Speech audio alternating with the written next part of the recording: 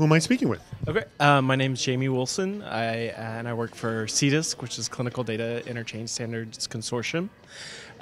We work on creating clinical data standards. We're a nonprofit organization, and we're based out of Austin, Texas. You learned about Zoho and actually were hired on by the CDISC to implement Zoho. Explain to me, they knew they wanted that out right away, yes? Well, they were actually looking at Salesforce.com at the time, and they brought me on because of my knowledge of implementing CRM systems.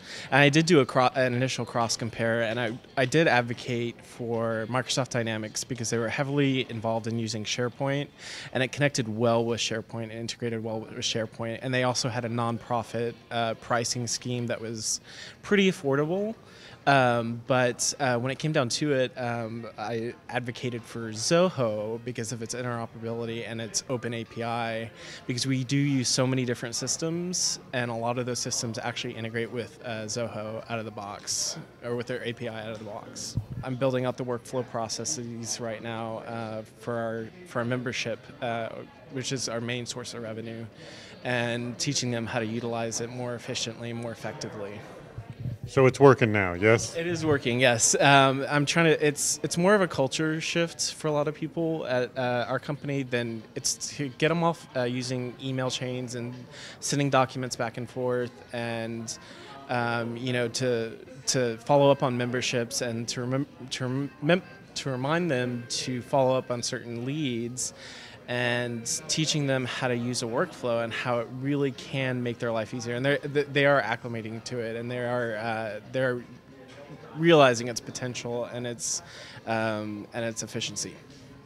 All right, so it hasn't been that difficult to sort of, because to change people's behavior at work is not the world's easiest thing. It's not, and especially for a company we've been around for 10 years, and our membership process has always been pretty direct, and we had just had a membership hierarchy change, so the way our membership worked was different.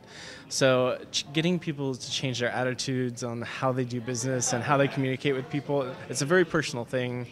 And there's different learning styles, so that's probably been the most challenging part, is to get to change people's attitudes on using a collaborative tool, and using a tool that really that can really make the process a whole lot easier.